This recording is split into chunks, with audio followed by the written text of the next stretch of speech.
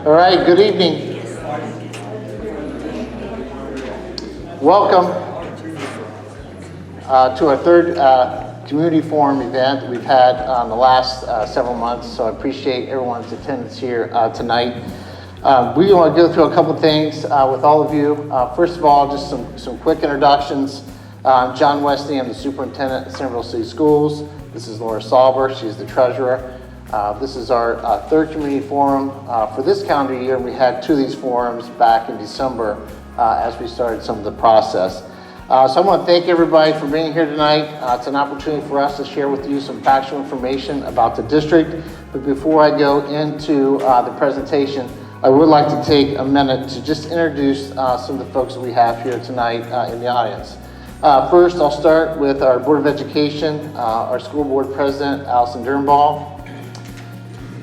John Dahl, board member, and I believe Megan Sparks back in the back, and I think that's the only two that's here. So appreciate them being here. I also want to take a minute to introduce the central office staff. Assistant Superintendent Dan Tarpey. Secondary Curriculum Director is Adam Trello. Elementary Curriculum Director, Sri Kalapi. Our Communications Director is Sarah Swan. And Special Education Director is Becky Furby up on the steps, and Student Services is Tammy Drupp. We couldn't put on a presentation tonight without our technology guru, so I appreciate Shannon Morgan, our Technology Director, being here as well, so thank you. So again tonight, our opportunity to share with you some factual information. We've shared this disclaimer at all of our presentations. It's the information that's being presented tonight is factual. We are permitted to share neutral factual information really at any time, and we're also permitted to attend public meetings to present information about district finances, activities, government actions, and even election, levy, or bond issues that are being discussed this evening. So again, tonight's presentation, really 4 areas that we're looking at. Since the levy on the November ballot was rejected by voters, we've been discussing various ways and steps on how to move forward with the district. As I mentioned earlier, we had 2 community meetings, forums back in December that gave us better insight and opportunity to ask questions to determine how we are going to move forward this spring.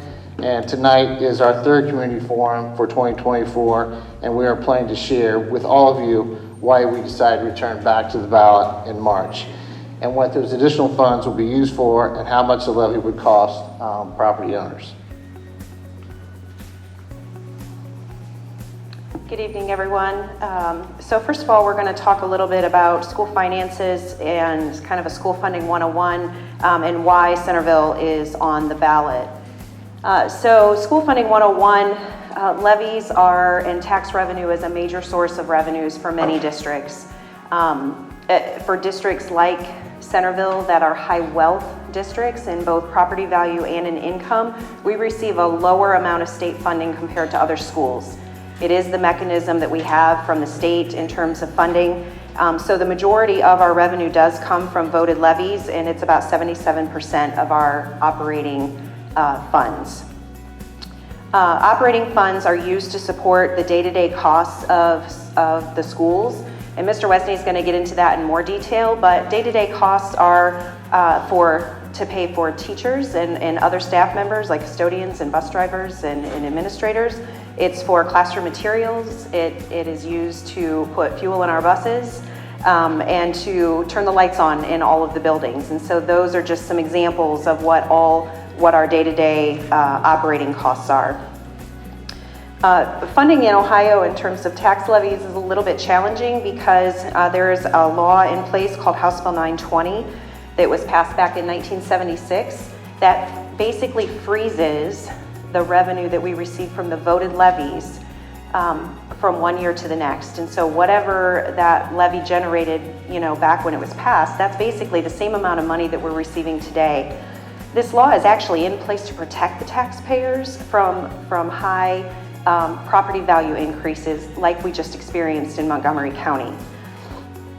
I did a presentation on House Bill 920, and I did some very specific examples of varying taxpayers back at the January board meeting. And so if you're interested in kind of diving into that a little bit deeper, I would encourage you to go out to our website and take a look at that YouTube video from the January 22nd board meeting. I have been able to refer some people to it, and it's been very educational for people that have had questions about their property taxes. But again, what I mentioned was that the revenue from the voted levies, we get the same amount of money, but it impacts each taxpayer differently based on how much your individual property value increased or decreased potentially, which we didn't really see decreases, but that has happened before. So the numbers are small here, but just to try to illustrate to you what that means is these are 3 particular properties in the district that all had increases in property value. Taxpayer A's property value went up 52%. Taxpayer B's went up 31%, which was the average of the entire district. And taxpayer C's value went up 17%. So everybody saw an increase in value, but varying amounts. So in a nutshell, the voted taxes that Centerville receives from each of these parcels did 3 very different things. And again, the effective rate gets adjusted by the county auditor based on that average 31%. But if you have a property that went up more than 31%, you saw an increase on those voted levies. Taxpayer B, whose value went up the same as the average, they're paying $4 less than what they did the prior year on the voted levies. And taxpayer C, whose value did increase, but only increased 17%, actually saw a tax decrease on their tax bill on those voted levies. So it's very complex.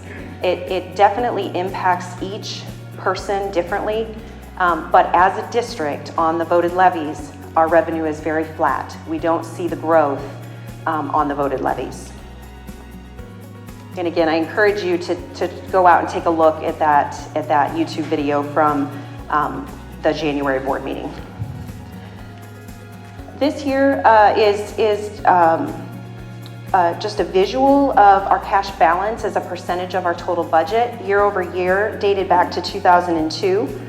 And you can see it goes up and down and up and down. And the reason for that is again, I just talked for several minutes about how our revenue stays relatively flat because of House Bill 920, but our expenses climb for varying reasons, because of inflation, because maybe we have to add a couple teachers, but a lot of it is inflation, year over year.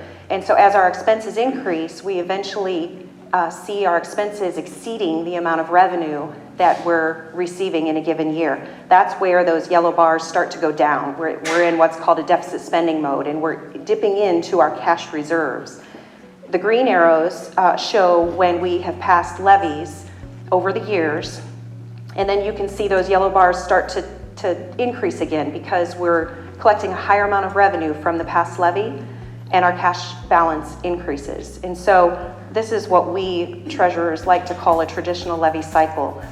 Many districts are on the ballot every 4 to 6 years, just depending on the district and how much state funding they might get. But we're right at that time. The last time we were on the ballot and passed additional revenue was in 2019. And so, it's that 4 to 6 year period that we're back. And you can see the red circle is the current fiscal year that we're in. That's the projection of where we're going to be. We did deficit spend last year, and we look for that trend to continue without an increase in revenue or reduction to our expenditures.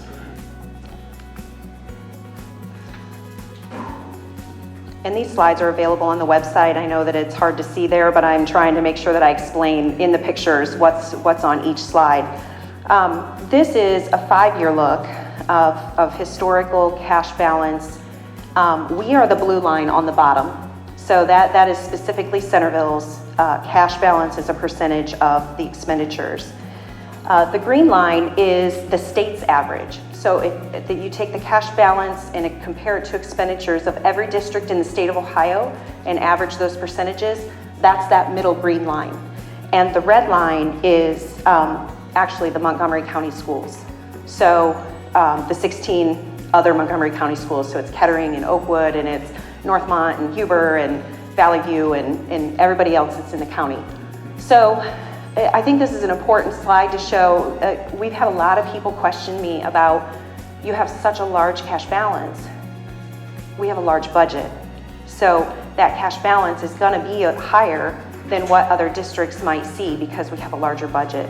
So as a percentage though of our expenditures, we're very much on the low end compared to the state and compared to the county.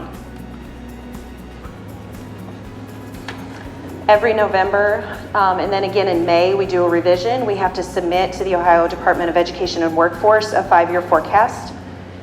We had the board approve the forecast in November, and we submitted that to the Ohio Department of Education. And again, the numbers are small. This is out on our website. It's on the Ohio Department of Education's website. But what I want to point out is the arrow with the red circle, and then that just the colors on that line. And so in fiscal years 21 and 22, we were still operating at a surplus and had closer to a balanced budget. At that point, we were adding to that cash balance. Starting in fiscal year 23, we began to deficit spend, and that trend is going to continue because again, our revenue stays very flat. Our amount of state funding that we receive, we are on a guarantee. We don't receive additional dollars. We're getting a very slight amount this year, but it's not enough to keep pace with the increases that we're seeing with inflation. And so again, our revenues are relatively flat, but inflation drives our expenditures up. And so that deficit spending will continue until we run out of cash, which we're projecting will happen in either 27 or 28, fiscal year 27 or 28. And we have two options to correct that, and that's to either generate more revenue, which is through a levy, or to cut expenditures, or a combination of the two. And so that is just a little bit of kind of a School Finance 101, just to try to give everybody some context about what we're talking about today.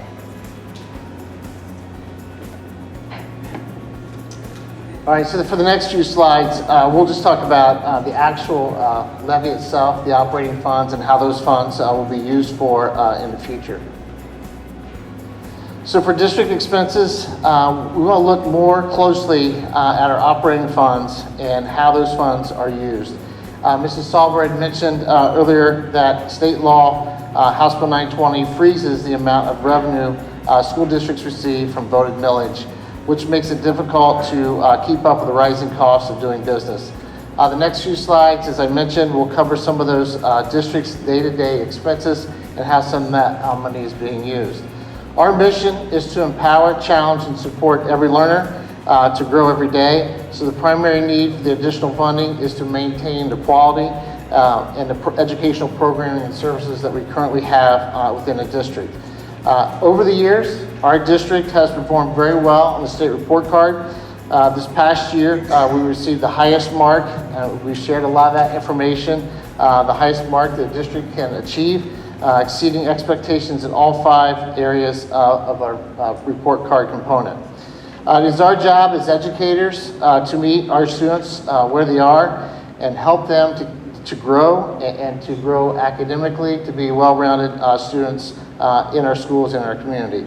This requires staffing levels to meet the needs of our students, to help them grow, to keep reasonable class sizes, and training staff members and buying curriculum materials and classroom supplies with the operating funds. In addition to the operating levy, we're looking at students' mental health and how it affects their educational experience, their academic achievement, and as well as school safety as part of that. K-12 schools are facing unprecedented levels of mental health challenges, a trend that began long before the pandemic, and we must continue to find ways to provide support to meet the needs, the health needs of our students. Schools provide many wraparound services and supports for students and families as they navigate some of the challenges which can affect their academic performance and in some cases impact their school safety and security. So in addition to classroom teachers, this support is provided by school counselors, nurses, school psychologists, principals, school resource officers, and many more.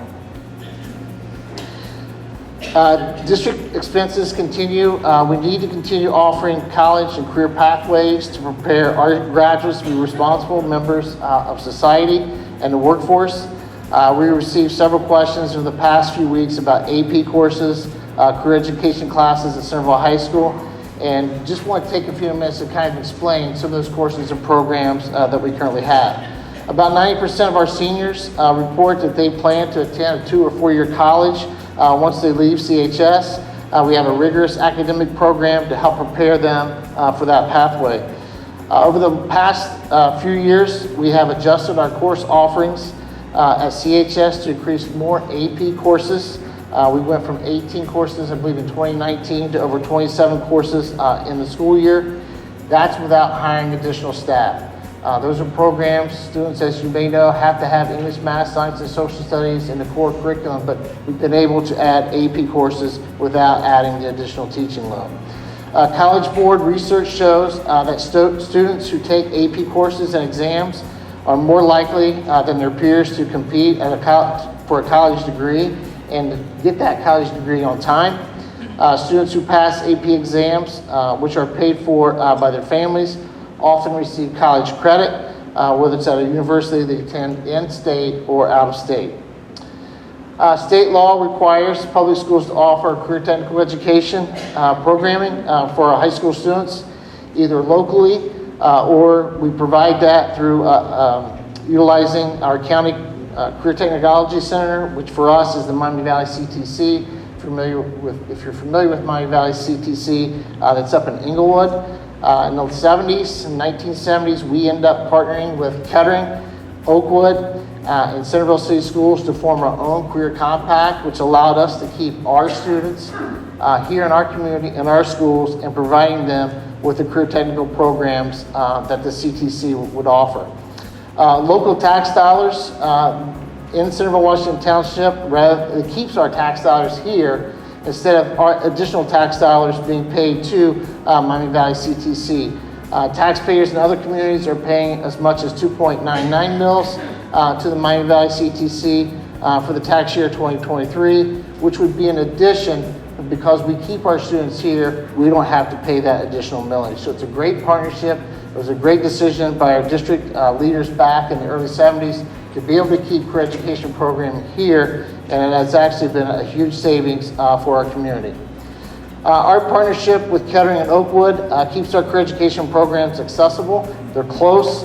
Again, I don't know that we'd have 500 students who want to get on the bus and travel an hour or 45 minutes up to Inglewood to take career education programs. So it's a nice advantage for our students to have that opportunity. Right now, we have about 40% of our Centerville High School juniors and seniors participating in career education programs for this year. The Carl Perkins Grant, which is a federal grant, provides a little bit of additional funding for career technical education and for our compact, which helps offset some of the costs for our programming, but it's not enough to pay for all the programs that we have. Some families are taking advantage of College Credit Plus, a state requirement that comes with no state funding. So there's no additional state support for College Credit Plus courses. Whether courses are offered at Centerville High School or not, by law, students are eligible to take CCP courses at no cost to their family at any public college or university as long as they meet the acceptance requirements for that college and university. School districts do have the option to offer college credit courses within their high school because of those costs associated with CCP, like tuition, books, paying their own or paying teaching staff. CHS has elected to only offer a small number of courses on our campus. College Credit Plus credits are not always accepted by colleges and universities in the state or outside the state, so there's a little bit of a disadvantage at times depending on the course. The cost of College Credit Plus courses and the limitations of the transfer of credit has led CHS to focus more on our AP programming, and that's why we talked a little bit about going from the 18 AP courses to the 27 courses that we have now.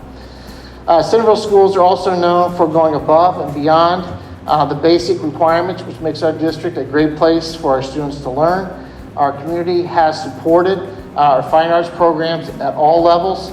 a broad range of AP and career education courses we've talked about, but also providing world language classes starting in the middle school. And all this helps our students as they prepare to be well-rounded and contributing members of our society. Often we hear graduating students, this is one of my favorite comments that I share about this time every year from our graduates, being a former high school principal and talking to our seniors when they leave.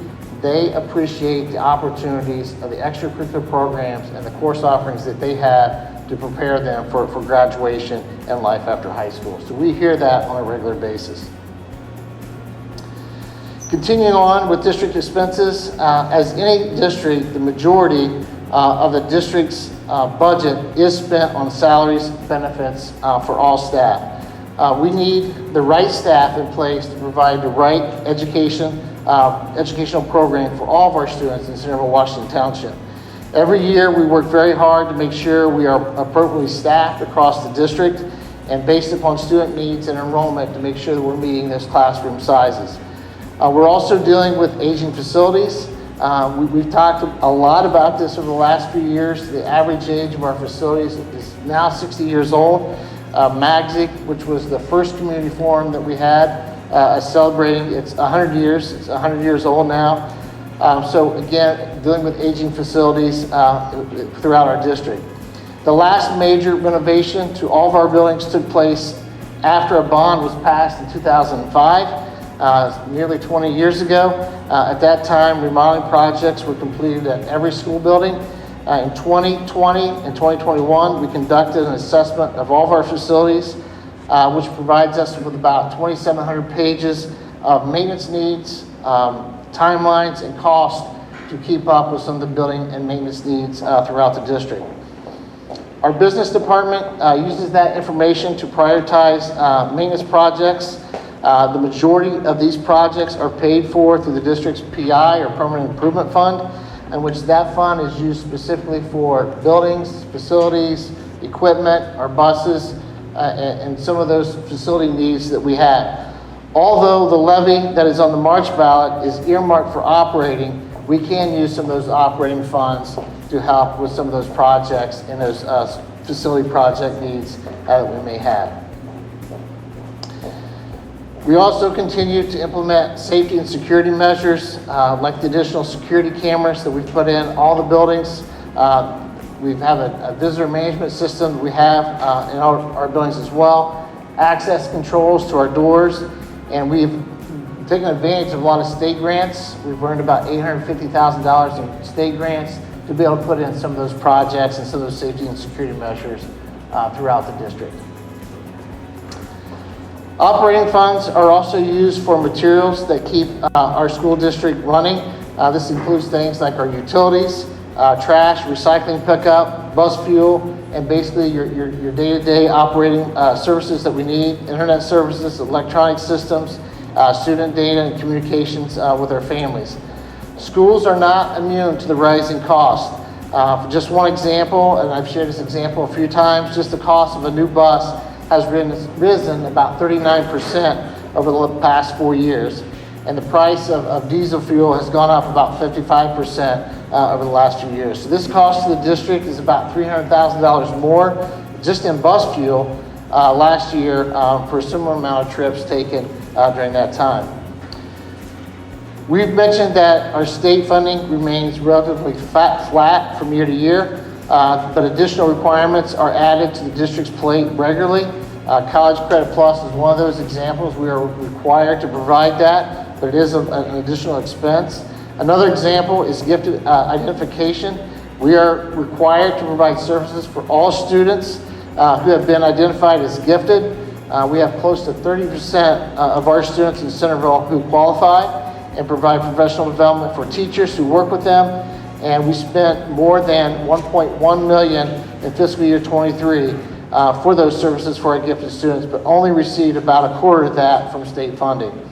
There are many more unfunded mandates, and there are many more that are coming, and we just need to make sure that we keep our eye on some of those mandates that are coming from the state. Some of our guiding principles that led us here tonight, because of the March levy, is a reduced ask from the failed November request. We've been looking at ways to also make additional reductions in all areas of our operation. As we have looked in those potential reductions, our team has tried to keep in mind some of the guiding principles that I'm going to share with you, incorporating feedback that we receive from our community, minimizing the impact of our classroom. Obviously, that's what we do day in and day out. We want to protect our classrooms the best we can, but realizing that any cuts we make will be a reduction in services and will impact the quality of education students receive. Thinking outside the box, looking not just at positions, but other ways to save money through third-party contracts, increasing fees for our facilities, and those types of things. Earlier in the year, we rolled out a two-phase reduction plan. This reduction plan, the first phase, is part of a process that will take place this spring. The phase reduction plan was approved by the Board of Education in January. This slide shows the total number of positions that will be reduced in each of those phases. You can also see the anticipated savings to the district and the general fund, which includes other savings in addition to the personnel reductions. So in phase one, we're really looking at retirements and resignations, which will be a savings of nearly about $1.3 million. But we will have positions that we will have to replace, and a part of that process is going out and recruiting quality staff at the university level at a step zero or the least amount of experience that's a cheaper a cost for the district to move forward. An additional $1.6 million will be cut if the levy fails in March, and you can see the details of this phase reduction plan on our district website.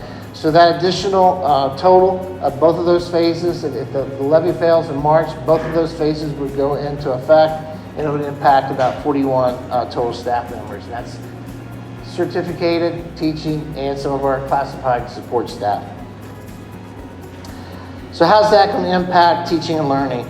If the levy fails in March, how will this impact our students, our teachers, and our families? Well, we'll try to minimize the impact on our classrooms if we reduce the personnel. It would also have an effect on the quality of education programming and services we're available to provide to our students. If we cut support positions or staff positions within our buildings, that means classroom teachers will have to provide that additional support within the buildings, which may take away from the learning experience. For example, in some cases, we have support staff that help with supervision, whether it's in the offices or on the playground, that will require some of our teachers to take on some more of those duties and responsibilities. Whenever we lose a classroom teacher, that usually results in larger class sizes. So anytime we make reductions, we are looking at the potential of having larger class sizes. Some of the examples we've looked at is PE teachers in our middle schools. That would be about a 20% increase in class size for physical education, which is a course that we have to offer for our students. There are still state requirements that we must provide, and without the additional revenue, we'll have to limit some of those learning supports, personalized instruction, elective choices that we currently have in place. We would be increasing several different fees for families and for organizations that run our facilities, and I mentioned that earlier. So to wrap things up, we'll talk just a few of the specifics about issue 18 on the ballot. So as Mr. Westney mentioned, we have had these community forums to talk about district finances. And you know, based on some of that feedback that we heard, we heard that it's too much money and we need to make some reductions. And so this levy on the ballot is a reduced ask from the 2023 request. And so the 5.9 mil November levy would have generated $12.9 million, and it was a combined. It was operating and permanent improvement. We reduced that down to an ask for just operations down to $11.2 million, and that equivalent millage is $3.9 million, 3.9 mils for this current levy ask next week. The cost of it is about $11.40 per month, and that's per $100,000 of home value. You can look your projected cost up on the Montgomery County Auditor's website.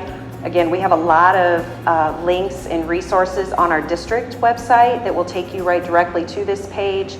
We've published a video to explain to you how to go out and find that cost, or I'm happy to help as well to find that. But you look your property up and you click on New Levies tab, and it will give you a projection of what the levy would cost you, your specific home. So again, I mentioned that we have a lot of information out on our website. We have a page that's dedicated to levy facts to give you the factual information about a lot of the questions that we've received at these forums. We have tried to turn into an FAQ to continue to provide information to people, and I encourage you and would welcome you to go out and take a look at the webpage and get answers, or feel free to reach out to either myself or Mr. Wesney. The board, the central office team, we're here to answer questions and would appreciate that feedback. One of the topics that's come up through the course of the forums has been, this is supposed to be your slide, has been to just questions about state funding and House Bill 920 and how can we get things changed. And so we provided in this slide deck, and again, this is on the website, the contact information for our state representatives. Those changes are made at the state level, and we as a district, we meet with the state representatives. In fact, Mr. Wesney and I just were in a room full of treasurers and superintendents a few weeks ago talking about the challenges that we have in schools, both with funding and with the unfunded mandates, and just the different things. So we do try to get that information over, but it's the whole state, and so it does get challenging to drive that change. But this information is here for you if you have interest in contacting those state representatives.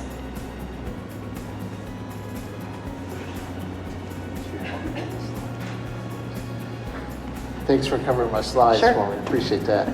So thanks again tonight for listening to our presentation. We've got the opportunity to share with you our factual information. Now we'd like to provide the opportunity for some feedback. We did do a sign up earlier, so we do have the sign up sheets here. We have a couple of our administrators that are in the audience, so they'll move around and help with the mics. So just looking at the sign up sheet, we'll start off with the first sheet here. The first name is Mike Larson.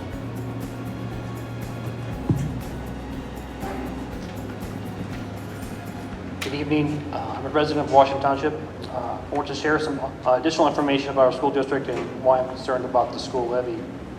We have been told that our state is not giving us enough money, or it's going down. So we have to ask our local taxpayers to give more of their money to keep our school districts financially afloat. We have been told that if we don't pass this new levy, the children in our community are going to suffer. I want to make sure we keep a proper perspective when we vote next week. The average annual teacher salary in Centerville is $83,112.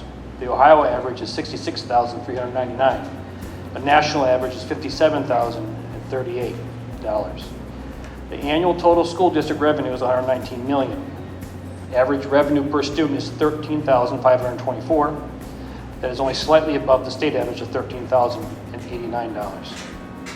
The average spending per student in our school district is $12,024. The state average is $11,219. In this fiscal year 21, our school district received $12.2 million from our state. Our state legislature is projecting in fiscal year 25, our state will receive $14.8 million in state revenue. I realize this only represents around 12% of our total budget. I'm confused in why such a small percentage of our budget is driving the decision for a new levy. In Ohio, the average school district collects 33% of its state revenue from revenue from local taxpayers. In Centerville, as you mentioned, we're at 77%. In the last 4 years, Centerville School District has received $10.9 million from the federal government in COVID relief funds. This fund was used for additional health protection and sanitation needs. It was also used to purchase new heating units in our schools. It also funds additional staff to help the students in a learning rebound. Will this levy be used to fund salaries to pay for those additional COVID student rebound staff? As a reminder, COVID funds and state funds are all coming from us, taxpayers. Again, I'm concerned that our school district never runs on a balanced budget. The current school board approved a 5-year budget which allows continual annual deficit spending. The school district plans on spending more than it will take in every year for additional 5 years. Will the school district ask for, if we pass the levy next week, will the school district come back in 4 to 5 years again? The taxpayers passed a renewal levy in 2022 of a 10-year emergency levy again. We renewed a levy in 2019.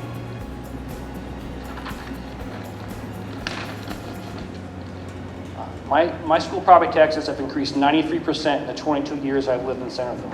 That represents 53% of my property taxes. 4 additional levies have been added since I've moved here.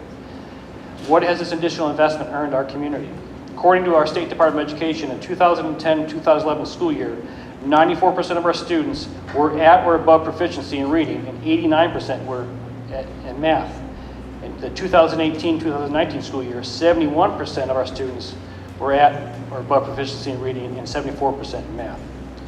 We pay our teachers well above the state average. We spend more than the state average per student. The state is increasing funding. We receive over $10 million from the federal government, but we need more money to help our school district. I'm hesitant to continue to vote for more levies when more funding does not necessarily lead to improved performance in our students.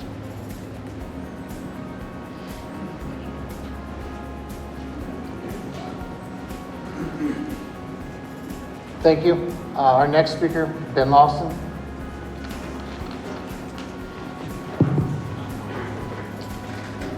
Good evening, everyone. I'm not a resident of Centerville, but I am an employee at Centerville High School. I'm a teacher. This is actually my first year of teaching at Centerville, and first year of teaching in general, but I am very familiar with education. I grew up in a household with a mom who taught for 33 years and is still teaching. My older sister is in her 5th year of teaching. My father's been a coach for me in many sports teams, and I spent 4 years at BG, and I loved it so much I stayed an extra year and got my master's, so I'm very familiar with education. And in fact, BG is where I met some folks from Centerville. Actually, Katie Thornton, right over there, yes. Hey guys. And it is at BG where I found out the excellence that is Centerville City Schools, and fell in love with this district and sought out this district as a teaching candidate. My first year at Centerville has been fantastic. I love it here. It's been amazing. I love my job. I love going to help these students. It's one of my favorite things to do every day. I really haven't had any negative experiences with Centerville. That is until I found out that the result of this levy is going to directly impact my employment. And unfortunately, it's going to affect some other young teachers like me who bring a lot of energy to our hallways, who have a distinct advantage to connect with our students, and who bring life and passion to our schools and our departments. So tonight, I just wanted to share this perspective with you all as we think about our vote for this levy.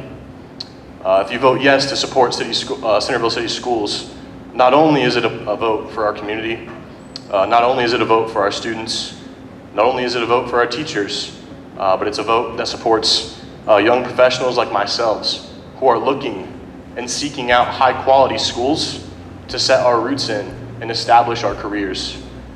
So I hope that you can keep that in mind when you vote. Thank you.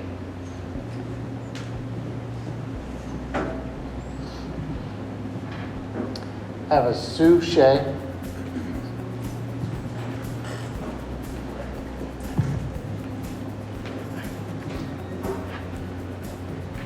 Okay, first don't laugh, but I'm going to ask you guys to dumb down something to make it possible for people who don't understand all of this budget stuff, to make it possible for us to understand it.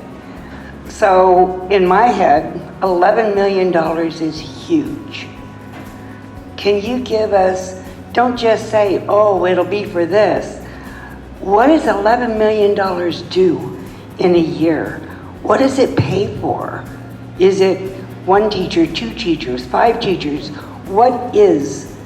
How does $11 million get dispensed?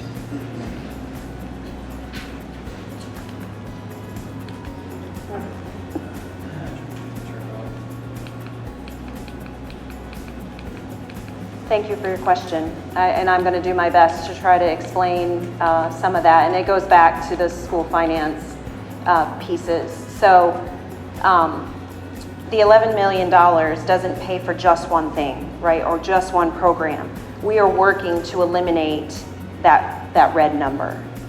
Okay, so the number's in red. And we set the levy at a place to stretch that next ask out for as long as what we possibly can, to not be right back. If we ask for $5 million, we're going to be right back on the ballot in 2 more years. And so we have to strategically look at our whole budget and our whole revenue and how we're only anticipating expenditures to increase about 3% a year. That's not a big percentage, but because our budget is large and we employ, Mr. Tarpey, over 585 certificated, another 400 plus. so 1,000 employees, close to 1,100 employees, the numbers are big. And so I agree with you that $11.2 million is a lot of money, and it is, but we have a large budget. So again, with stagnant revenues and expenditures that increase on average 3 to 3.5% a year, that number is a large number. So I don't think it answers your question directly in terms of how many teachers or how many. It's used for all of our operations to keep the programs that we have in place, and to absorb that inflation that happens year over year. Do you have anything you want to add? Yes. So just to add, I mean, Laura's obviously the numbers person on the team. But one of the things we've talked about a lot this year is just the overall mental health, safety and security of students, and providing additional counseling support for our students. Going into the school year, we had one counselor at Watts Middle School who was servicing over 700 students. We need to find a way to provide some extra support. And so the additional funds or the funds we've had, we're able to provide those extra counseling services so that it's not one person, the kids aren't relying on one person. When you have 700 kids, it's very difficult to manage. And I think moving forward, we have to look at those areas of our operation to make sure that we're meeting the needs of our students. I know a lot of times we get criticized maybe for the number of administrators we have, but the reality of it is, if you look at our administrators and the number of students that we work with on a daily basis, the state average is less. We actually work with about 86 more kids more by average by the number of administrators in the district than the actual state average. So it's looking at trying to balance some of those areas. I'm not saying that we're going out and hiring a bunch of assistant principals or anything like that, but it's looking at additional staff to help support the needs of our students. Good question. We're going to finish with the list and then we'll take some open questions. So my next speaker is Nick Snyder.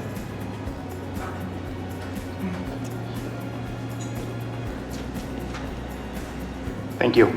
I too am a teacher here in Centerville. I live in Washington Township. I've taught here since 2008 and I grew up in Kettering. So yes, my friends harass me and tell me what a traitor I am for working in the rival city school. I just want to share with you all why I'm here. It's a very similar story. I went to Ohio State. I was very fortunate out of Ohio State to have several offers for jobs, which as a history teacher, if you don't know, that's not always a guarantee, and so I felt very fortunate.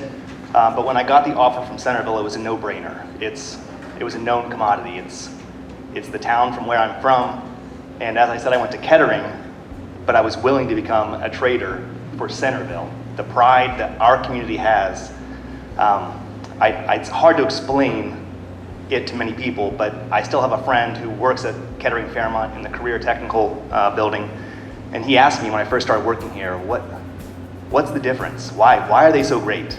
And I said, it's the pride. It's the pride in the community. And it's why I chose not only to work here, but to live here. Before I had children, I knew I wanted a house in Centerville, in a community that had so much pride in its schools, pride in its town, pride in its citizens. So I hope that pride continues, because I'm invested. My kids are here. They go to Stingley. They'll go to Centerville High School. That's why I'm going to vote for the levy. It's why I'm going to keep working for Centerville Schools. Thank you.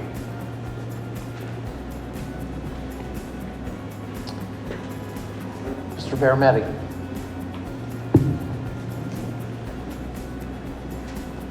Hi everyone, my name is Brandon Barametti and I am the band director at Centerville High School. I oversee a band program that reaches about 600 students from grades 6 through 12. And it's been an honor to teach here in Centerville. I've taught here for 17 years. I've been a teacher for almost 20 years. And it is a passion. It is what I feel like I'm called to do. And I get emotional talking about it because I've invested my life to this job. My wife has as well.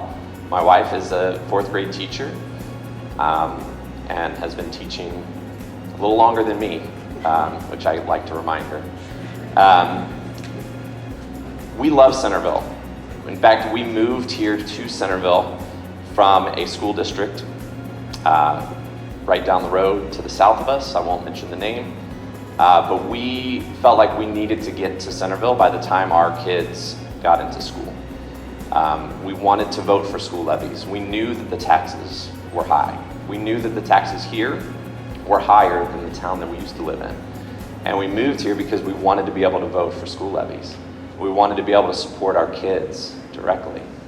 We have an 8th grader at Magzig and a 6th grader at Magzig. And we could not be more happy with the education that our kids are receiving. And we want them to continue to receive that. I just want to share a few things with you. First of all, I mentioned my role as the band director. I'm also the Performing Arts Department Chair for Centerville High School. So I oversee all of the arts programs and just provide support for all of our staff. Speaking about the importance of the arts, I think it's important that we keep that in mind. For most kids, the arts are the reason that they come to school.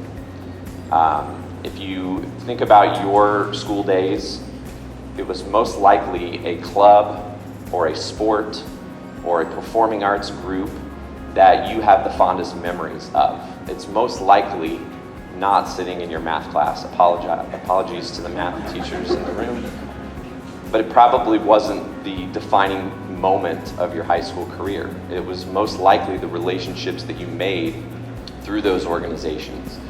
And that's what we feel like we do here in Centerville. We build those relationships, we give students a safe place, we give them a place to belong, which now more than ever is so incredibly important. The arts enhances learning in every single way. It provides students with connections to every single subject that they learn about in school. And there's so many studies that you can look at that point to the cognitive development of students through participation in the arts.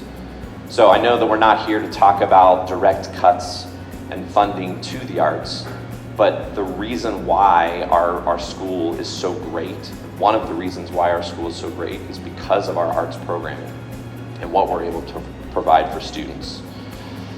I know that there's also been a lot of questions and a lot of people talking about the look of like the Performing Arts Center and the facilities that we have. And I know from the outside looking in, it looks like, man, they're so spoiled. Look at that facility that they have. And trust me, it is great.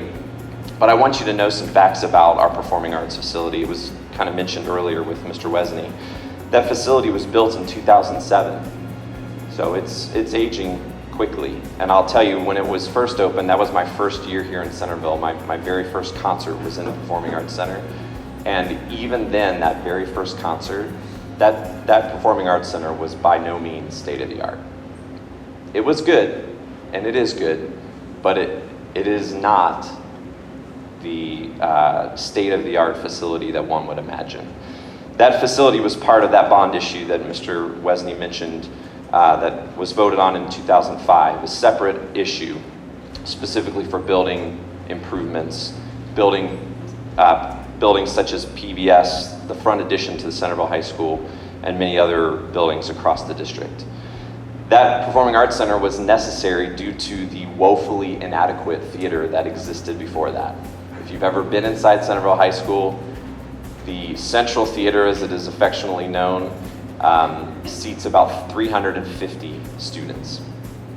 The Performing Arts Center seats 1,200 students, or 1,200 people, but there are currently over 2,700 students just in Centerville High School alone. That facility does not come close to holding even half of the population of Centerville High School. And if we ever want to meet with our student body, it does not happen there as a group altogether. It's usually in the gym, and that doesn't hold the entire student body. Just to give you a quick rundown of some numbers for the arts programs, these are round numbers for next year.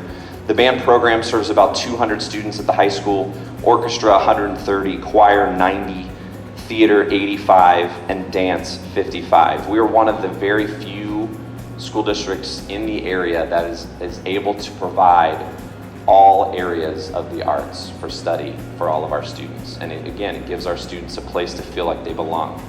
That's a total of about 560 students that just take the curricular classes at Centerville High School on a daily basis.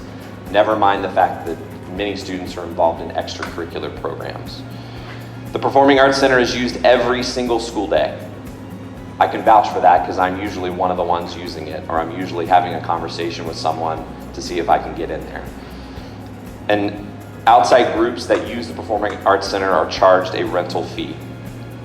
Every student in grades K through 12 will likely have some type of program in that space at some point in their school career here in Centerville City Schools. So it has an impact on every single student. So beyond the facts, I just wanted to say a few things. First of all, I think sometimes misinformation is easy. I think it's easy to sit behind a computer screen or on a smartphone and spout what you might think are facts that fit your narrative. It's much harder to educate yourself. Even harder than educating that yourself is educating someone else, especially if they're raised to believe that teachers are the enemy.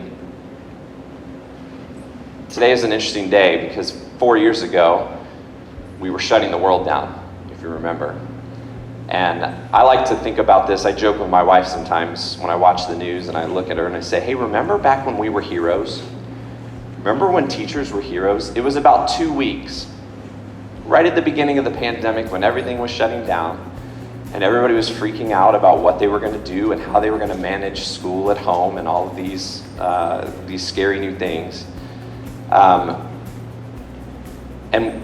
the teachers were lauded and praised for keeping things moving, for actually doing something about keeping school going as best they could, even though it was nothing close to what we normally do.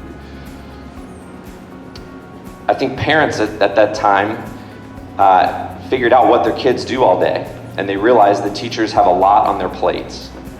For a short time, teachers were lauded and praised for all of their hard work, moving things forward and keeping their students engaged. But then that all changed when parents started to realize that it's way harder to keep their own kids interested than they thought. So most of them gave up. And when they looked for someone to blame, that someone became the very teachers who were working tirelessly to bring their students back from the brink. We're still doing that. We're doing that every single day. We're working tirelessly to bring students back, and we're going to continue doing that. But we can't do it if we're constantly worried about where the funding is coming from. And that's just a reality of the world that we live in. So I appreciate the time. Thank you for your support. Thank you.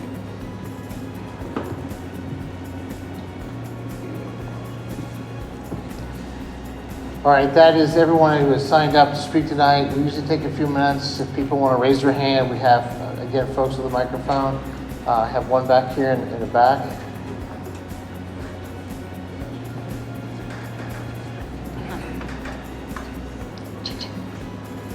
Hi. Sorry I didn't put my name. I didn't think I'd be speaking, but I thought I'd share some thoughts at the Centerville Mall. I have two things I want to touch on. The first is, both of them are my personal experiences. Right now, the first thing I want to talk about is I'm helping a friend buy a house. She's young, she's been here for a few years, she's been renting for 10 or 12 years, and I said, just buy a house. So I go online and I check Zillows, I have saved searches.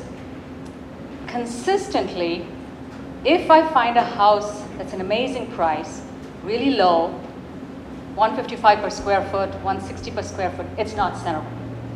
If it's a house that's 170 per square foot, 175 per square foot, it's Centerville. If it's on the market more than 24 hours, more than 48 hours, it's usually not Centerville. I hear the pain and suffering it costs when we think that we're going to have another $10 extra per 100,000 per month. But I think it translates to a better community.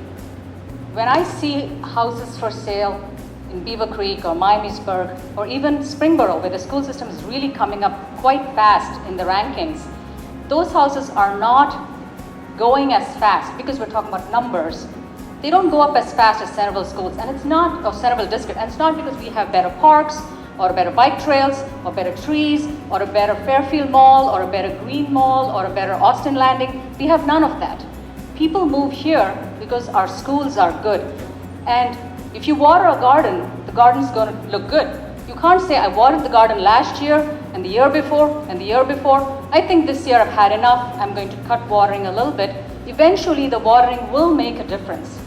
You can talk about all the numbers, but we all know that our school district is what makes our community attractive to people who are well educated and want to move here. If you don't care about education or don't mind about the level of education, not being we're not Oakwood, but we're right below them somewhere, and Oakwood is paying a lot more taxes than us. We're below that, and it attracts people, neighbors, and a community that wants to live in an area like this. Yes, people who don't have kids might say, I'm done with all that. I shouldn't have to pay anymore, and I don't want to live in a school district that costs a lot. I get it. But this is what makes our community. The better the school, and the more we fertilize and water, it's going to last longer. We can't rest on our laurels, is my first point. The second point I've been noticing is school quality. I have a friend who has 2 kids at Miami Valley School, and Miami Valley School is a private school, $25,000 a year. I have another friend who has one daughter at Incarnation, and her son is at Centerville High School. My son was at Miami Valley and now he's at Centerville. I can guarantee you the Centerville school education has been phenomenal. I have not regretted one day taking my son out of the private school and putting him in public.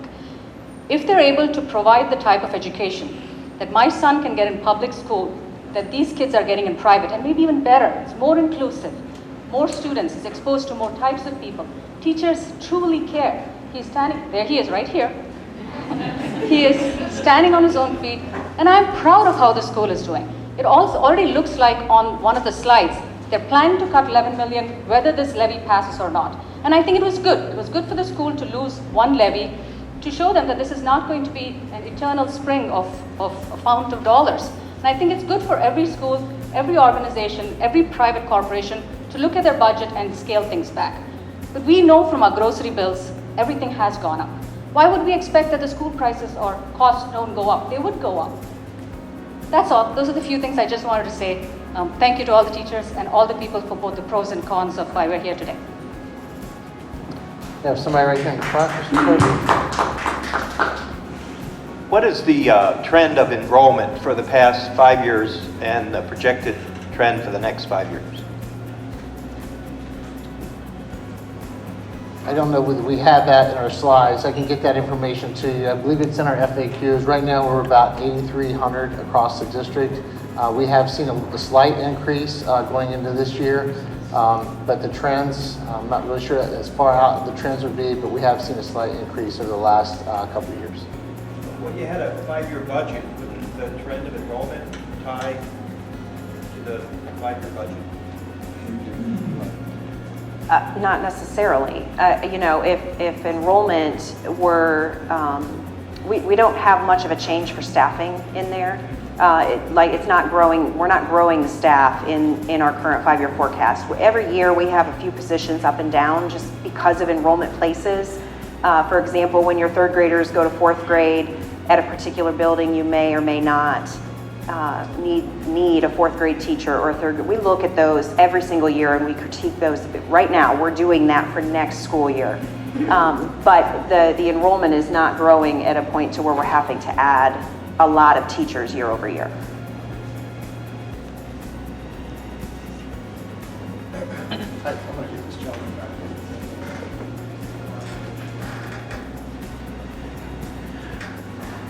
What's the current student-teacher ratio? It varies by level. So our elementary buildings, they vary anywhere from 24 to 25 in an elementary building. Usually as you get older and you get into high school, we may have students in a classroom of up to 30. Okay. John.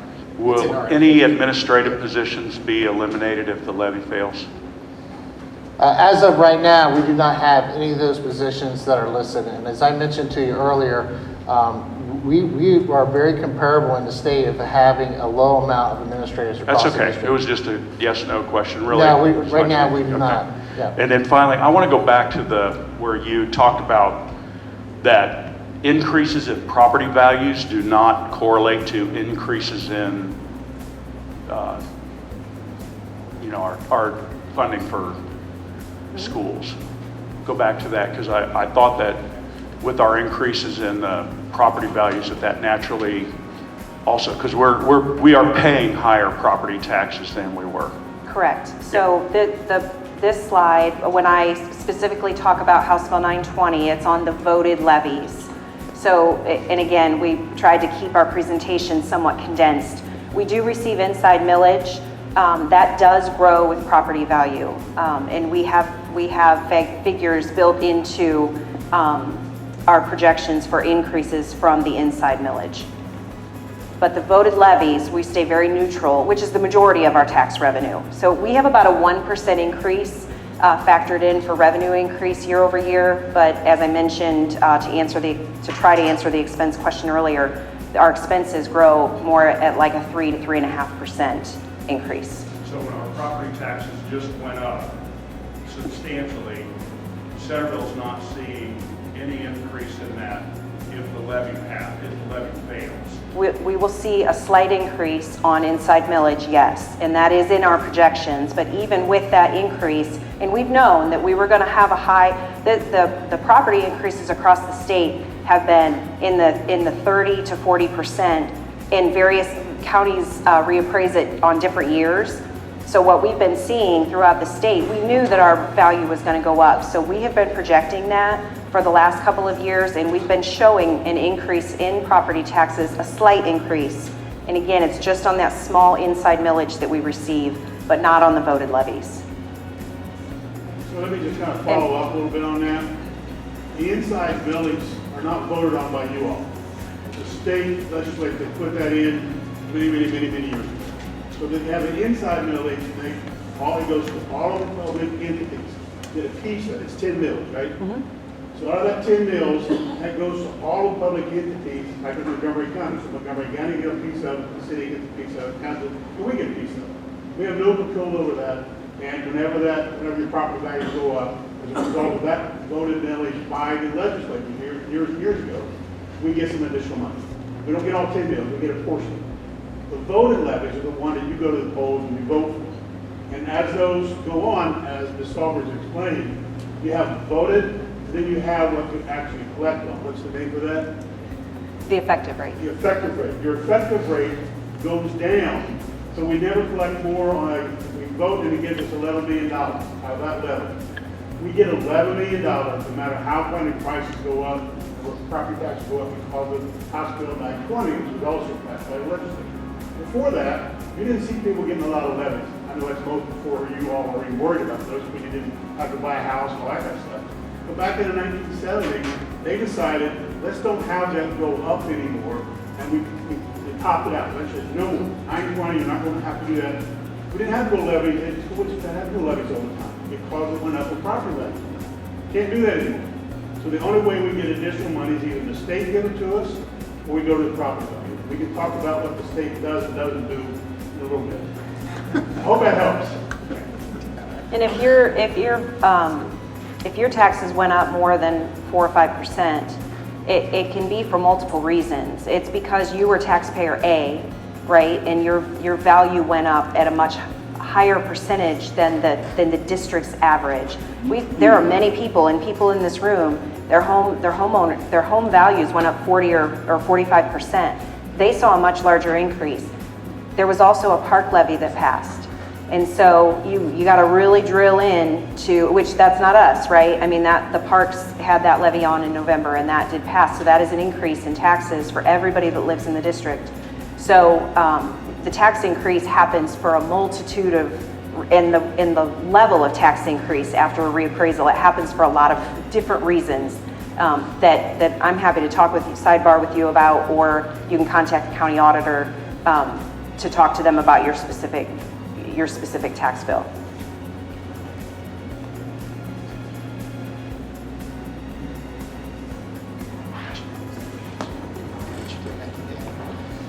My name is Rick Chamberlain, and we moved to Centerville 2 years ago. But prior to that, I've always lived in the Miami Valley, first in Springfield and then in Kettering. And all during those years, as an outsider, all we heard about was the standard of Centerville schools. The reputation was very high outside hearing about them. But then, back in September, I don't know how wise I was, but I decided to become a substitute teacher in Centerville schools. And then I got to see personally why that reputation was so good. And I have seen that. I've seen about the compassion of the teachers here, the quality of teachers, how much they care about their students, and how they want the best for their students. And the interaction of the student to the teachers. It's special. And that's what makes this school so good. Again, I'm just coming in as an outsider seeing this. And I can tell you, there's some students here in Centerville. I've been at a number of the middle schools and high school. There's a number of students, they need this. They need Centerville High School in their life to make sure that they will have a better life later on. And I've always been a big believer for the success of any organization. It comes down to the quality of the people in that organization and the resources for that organization. And I hope we give them the resources that they need here to keep this standard up. It's getting tougher. You've heard some of the people talk about it. It's getting tougher to keep that standard up there for the students here. And so again, I'm going to support them. I hope that you will too. Thank you.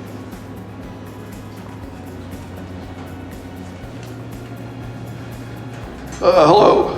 A couple of comments relative to the number of enrollment, the trend of enrollment, and the student-teacher ratio. Centerville City Schools on its website has a document called Annual Comprehensive Financial Report, fiscal year ended June 2022. I think it's the most recent one. And it kind of struck me, and I was asking questions as to how this could be. In 2013, the student enrollment stated here is 8,400 in round numbers. 2013, it was 8,400. In 2022, it dropped to 7,600, okay? It's 800 drop, about 9% drop. Teaching staff in 2013 was 399. Teaching staff in 2022 grew to 498. It increased 98 over 398, about a 24% increase in teaching staff. Enrollment down 9%, teaching staff up 24%. And I'm just asking a question, how can that be? The other comment you can think on that for a minute, but the other comment I wanted to make is that, it is a real problem in this state. The state funding is pitiful. It really is. We're getting screwed as taxpayers by the state of Ohio. They have a rainy day fund of $4 billion, and it's growing each and every year. The state by law, unlike the feds, you know, they balance their budget. And they do a pretty good job on that, you know, but they do that by screwing people like schools. $4 billion.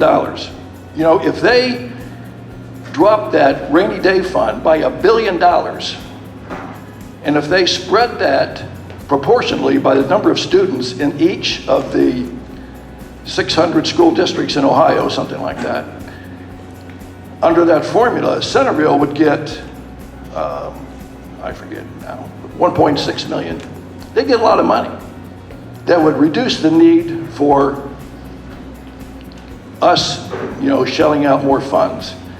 And it's not the funds that, you know, bothers me, because, you know, most people can afford an extra 400, 500 bucks. You know, I don't like paying it, but we could probably do that. Okay. What bothers me is that the state doesn't do its fair share. And, you know, I sent emails to these two guys we had up here, the state. And, you know, do I get a response? No. They don't care. You know, just me, you know, sending an email, they don't care. You know, who cares, you know? They don't care. So it's gonna take, you know, thousands of people sending emails. This guy over here sending more and more emails than he's already done. And you guys sending emails, and you guys, everybody sending emails to these state senators saying to drop that rainy day fund that you don't need, or find other ways to provide more funds. But those are my 2 points. That and why the enrollment is going down, yet teachers or teacher staff is going way, way up 24%. So thank you very much. We'll take a look at the enrollment and the staffing pieces from that report. Schedule 18. Yep. And one thing I can say about the enrollment piece is we did see a decline in enrollment during COVID. Almost every school district did. A lot of people either didn't enroll their young children. This is going down. You said 22, but yeah, that's fine. Sure, we can take a look at that. And I would agree with your state funding comment. I mean, we're trying to get that information out and get our message across that this is a bigger problem than just the local tax burden. State funding for schools is something that needs to be addressed. Follow up on what the gentleman said. Mr. Young was at the last community meeting we had and specifically said to everyone in the room, don't look to the state, we're not going to help you. We're not going to get any additional money from the state, don't even go there. Even though they're willing to give more and more money to private schools. They've determined that private schools should get $8,000 for a high school kid. What do they give us, Laura, per child? About, I don't know, $1,400, $1,500. $1,400. You give private schools $8,000 to go to high school, around $7,000 to go to elementary and middle schools. We get $1,400. I'm not going to do anything about it. I admire Mr. Young for coming. I admire him for telling us the truth. The state's not going to do anything about it. We don't have anywhere else to go get money. If the state's not going to give it to us, we don't have a choice.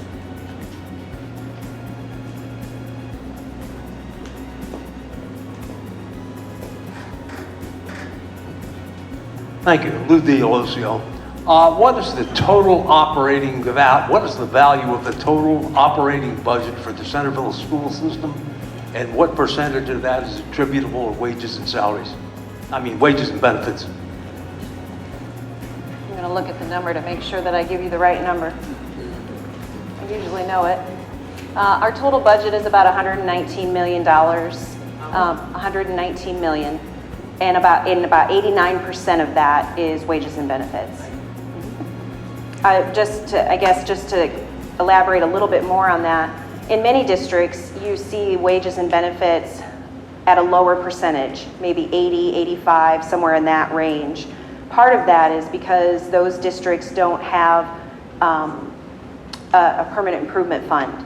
So they're buying school buses, they're doing all of their building projects like HVAC projects and things like that out of their general fund, which from a percentage standpoint then lowers the amount that they're paying on wages and benefits. So if you look at us and compare us to other districts from an operating standpoint, we may look a little higher than other districts. So I just wanted to make sure to point that out. We have a permanent improvement fund that is not included in these numbers. We're required to keep it separate. And so we're doing a lot of our capital improvements from that permanent improvement fund.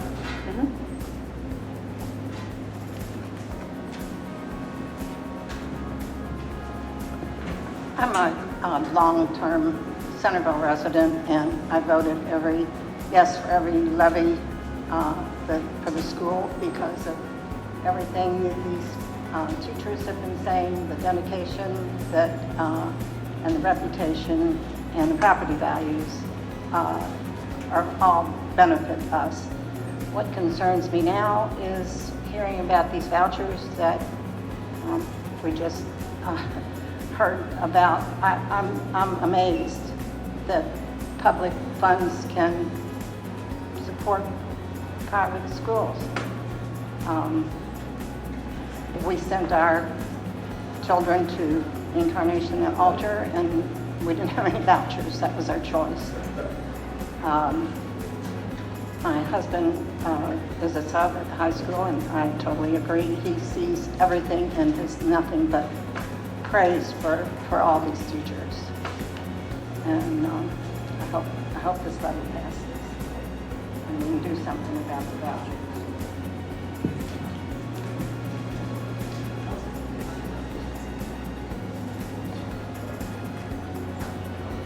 My name is Kim Easley, and I just retired after the best teaching job of my life. I've taught kindergarten through college, and I taught AP at Centerville High School. So I have some things that aren't necessarily quantitative, they're qualitative. So I will tell you that I graduated from Wayne High School, and I was one of 4 national merit people. Centerville produces just a bumper crop year after year of 35 kids, and that is a testament to the level of teaching that goes on. Number 2, I just received an email today from a student who is graduating from Cornell, and he's in the top 1% of Cornell. So we just do a tremendous job of preparing students for college. And when my students would come back to visit me, they would say they'd never had a class in college that was difficult or as challenging as what they had in Centerville High School. And that's not just your normal top track kids. They were like, because I really invested in all my students, and all of them felt well prepared for college. And then going to the other end, I will mention a nearby school district that probably ranks higher in metrics in Centerville, but when this is a person that was in administration and he had a special needs child, he actually moved to Centerville because of the services that we offer. And I can guarantee you that we care for those kids no matter where they are. We take them where they come to us, and we get them to the highest level we can get them to. So that was speaking up for the staff, because there's a lot of things that are said that are kind of discouraging out there in the land of social media.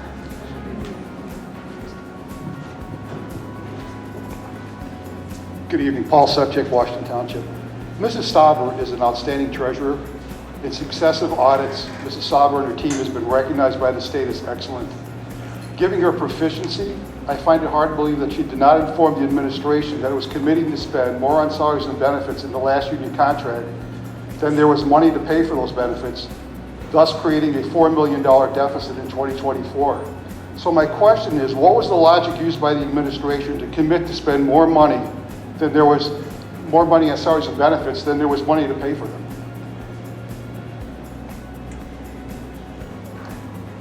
Paul, I respectfully disagree with you.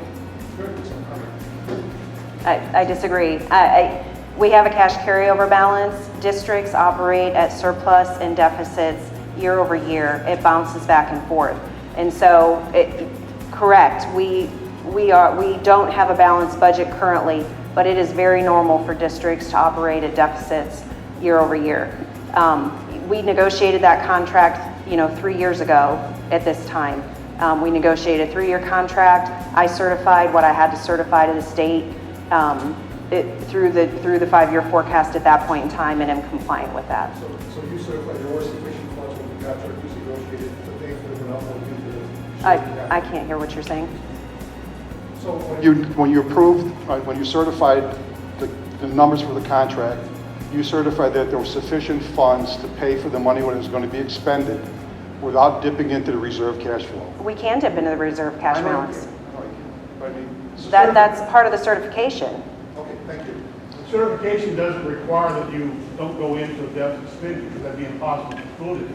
This says, do you have the funds to pay for it? They certainly have the funds to pay for it, but they have to go into deficit spending, just like it happens all the time in school districts. That's the way they're funded. An additional answer to the question, and it's an example we use a lot, I did again tonight, we can continue to have one counselor serving 700 kids. And so I think we look at each part of our operation and we try to meet the needs of our students with our students. And sometimes that might mean adding additional staff.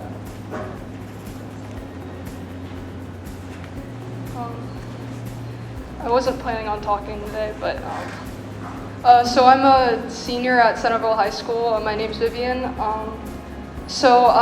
I came here from Beaver Creek because I heard a lot about the schools here, and like Centerville has a reputation for being very good at like everything, like football, marching band, basketball. So my dad had me move here in 7th grade, and I've had a great experience here. I'm in a career tech program. I'm part of biotech. I learned a lot about like lab techniques, getting early exposure. I want to go into pre-med, so there's a lot of college exposure I'm getting in these classes. I have amazing teachers. My biotech teacher is great. I was in marching band. Mr. Barametti is a great teacher. I'm in like AP classes. I'm taking AP Bio, AP Chemistry. It's a bunch of very hard coursework, and I'm like getting a lot of college experience. And I think I don't think I could get that sort of experience anywhere else. And it's just a really great school district, and I'm proud to be a Centerville student.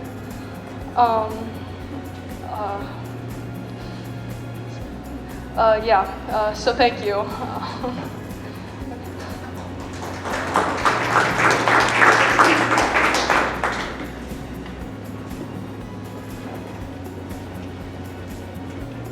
All right, we don't see any other questions from the audience. So again, thank you. We appreciate you coming out. We'll stick around to help answer some of your questions. If you want some individual conversations, we're glad to do that. But thanks again for coming out and joining us and being part of our program. Thank you. Have a good night.